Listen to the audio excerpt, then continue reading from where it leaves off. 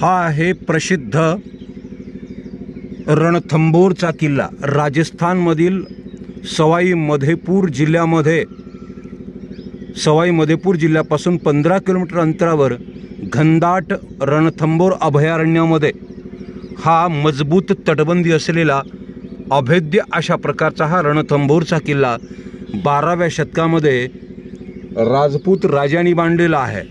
चित्तोडगड, उदयपूरचा किल्ला, जैसलमेरचा किल्ला, कुंभलगड तशाच पद्धतीनं हा अत्यंत भव्य दिव्य आणि संपूर्ण या घनदाट अभयारण्यामध्ये डोंगरी किल्ला म्हणून हा रणथंबोरचा किल्ला प्रसिद्ध आहे।